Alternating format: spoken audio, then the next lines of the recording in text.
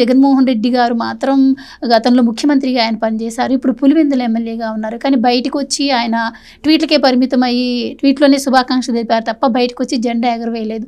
So ఎలా చూడొచ్చు అంటారు? ఆ ట్వీట్ కూడా ఎవరో వేరే వాళ్ళు ఉంటారు కదా, వాళ్ళు పెట్టింది. అతనికి మొహం చెల్లట్లా బయటికి రావటానికి. అంటే పులివెందుల్లో ఇంతకాలం తన ఇష్టారాజ్యంగా నడిచింది, ఇక ముందు నడవదు అనేది అర్థమైపోయింది. ఇంతకాలం ప్రజల్ని భయపెట్టి గెలిచాను, ఇక నుంచి ఆ భయం పోయింది అని జగన్మోహన్ రెడ్డికి చాలా స్పష్టంగా అర్థమైంది.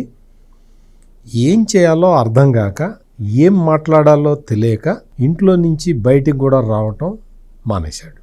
అతను బయటికి రావటం మానేసి అతను సజ్జల రామకృష్ణారెడ్డిని పంపించాడు. నువ్వు వెళ్ళి మాట్లాడరాపు అని. సజ్జల రామకృష్ణారెడ్డి నాకన్నా సీనియర్ జర్నలిస్టు. ఆయన 1978 ఈనాడు బ్యాచ్ అయితే నేను 82 ఈనాడు బ్యాచ్.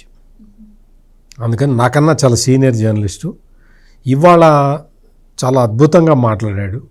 సజ్జల రామకృష్ణారెడ్డి మాట్లాడిన మాటలకి నేనైతే చాలా ప్రభావితం అయ్యా.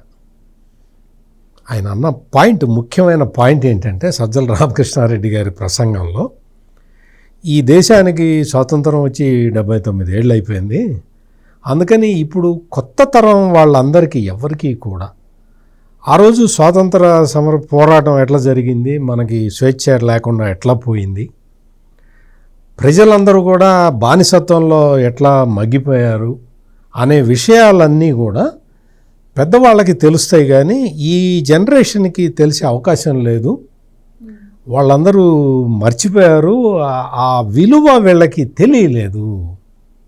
స్వాతంత్రం తెచ్చుకున్నప్పటి విలువ, ఆ స్ఫూర్తి కూడా పోతూ ఉన్నది అని చెప్పాడు. నాకు చాలా బాగా నచ్చింది.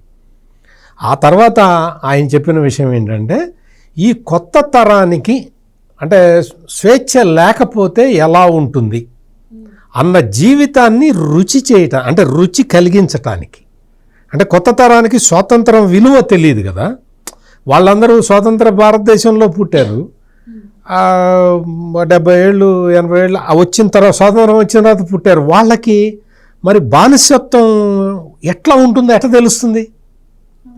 వాళ్ళకి బానిసత్వము, ఆ బ్రిటిషు నిరంకుశ పాలన, ఇవన్నీ వాళ్ళకి ప్రత్యక్షంగా నేర్పితే, అంటే వాళ్ళకి రుచి చూపిస్తే అప్పుడు స్వాతంత్రం విలువ అర్థమవుతుంది అని సజ్జల రామకృష్ణారెడ్డి గారు చెప్పారు.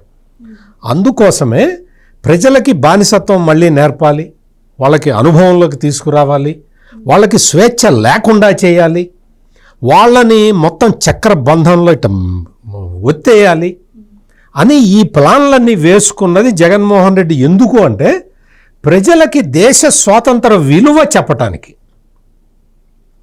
వాళ్ళని అణిచివేసేసి, ఎవరికి అంటే దళితులకి వాళ్ళ హక్కులు గుర్తు రాకుండా చేసి, వాళ్ళని నిరంతరం వాడిని ఊచకోత కోసుకుంటూ, ముస్లిం మైనారిటీలు బయటకు వచ్చి మాకు ఏదైనా సౌకర్యం కావాలని అడగటానికి భయపడేలాగా చేసి, బీసీలు ఏదైనా వచ్చి మాకు చేనేత మగ్గాలు ఇప్పించండి, లేకపోతే మాకు ఏదైనా పెన్షన్ పెంచండి అని అడిగితే వాళ్ళని రిప్రెషన్, ఉక్కు పాదంతో అణిచివేసి, అదేవిధంగా అపోజిషన్ పార్టీలు కూడా లేవకుండా చేద్దాం, ఇంకా చంపేద్దాం, అసలు వాటి పేక నులిమేద్దాం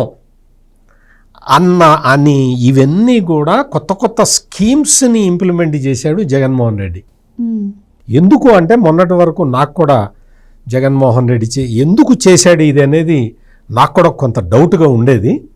ఇట్లా చేస్తారు అని ఈరోజు గౌరవనీయులైన సీనియర్ జర్నలిస్ట్ గారు, ఆయన సజ్జల రామకృష్ణారెడ్డి గారు ఇచ్చిన ఎక్స్ప్లెనేషన్ తోటి నాకు అర్థమైంది. అంటే ప్రజలకి స్వేచ్ఛ స్వాతంత్రాలు లేకుండా చేసి, ఈ కొత్త తరానికి కూడా స్వాతంత్రం విలువ తెలియజేయటానికి గౌరవనీయులైన జగన్మోహన్ రెడ్డి గారు ఆ విధంగా ప్రవర్తించారు. ప్రజల హక్కుల్ని కాలరాశారు, పోలీసు రాజ్యం నడిపారు. పోలీసుల్ని అంటే పిఎస్ఆర్ ఆంజనేయులు, పివి సునీల్ కుమారు లాంటి వాళ్ళని, అంటే బ్రిటిష్ వాళ్ళు అప్పుడు చూడలేదు కదా, రూదర్ఫర్డ్ ఎట్లుంటాడో కొత్త తరానికి తెలియదు కదా. ఏదో కృష్ణ నటించిన అల్లూరి సీతారామరాజు సినిమా చూస్తే తెలుస్తుంది ఆ రూదర్ఫర్డ్ అంటే ఏంటనేది. ఆ సినిమా కూడా చూడడం వాళ్ళకి తెలియదు కదా.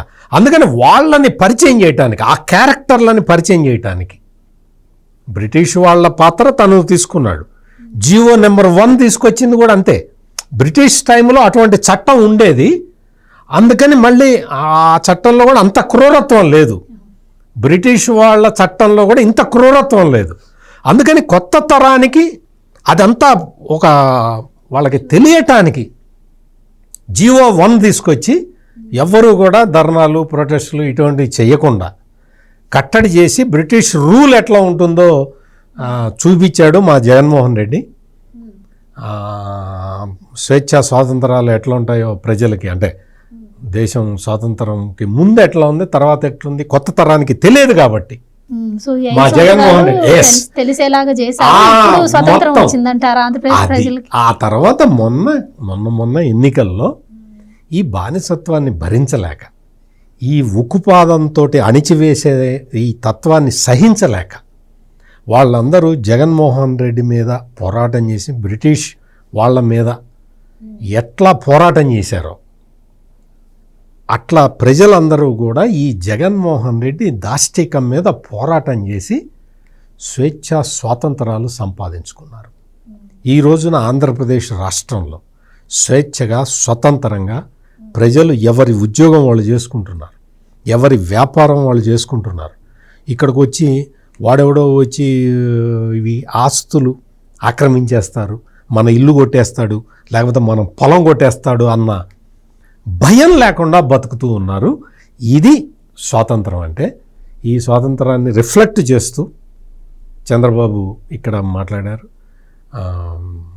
ఎర్రకోట మీద ప్రధాని నరేంద్ర మోడీ చెప్పిన విషయాలు చూస్తే చాలా అద్భుతమైన విషయాలు. భారతదేశం ఎటువైపు పోతుంది, ఎట్లా ముందరికి ఎట్లా పోతున్నది, ఈ చొరబాటుదారుల వల్ల వచ్చే డేంజర్ ఏంటి అనేది ఆయన చాలా బాగా చెప్పారు. అట్లా పవన్ కళ్యాణ్ కూడా అదే చెప్పింది. పవన్ కళ్యాణ్ కూడా ఆయన మొత్తం ఈ కంటిన్యూస్ అంటే గవర్నెన్స్ కంటిన్యూస్గా ఉంటే ప్రజలకి ఎంత మేలు జరుగుతుందనేది ఆయన చెప్పాడు. సజ్జల రామకృష్ణారెడ్డి ప్రసంగం అయితే నాకు బాగా నచ్చింది. Please subscribe to Leo news for more videos.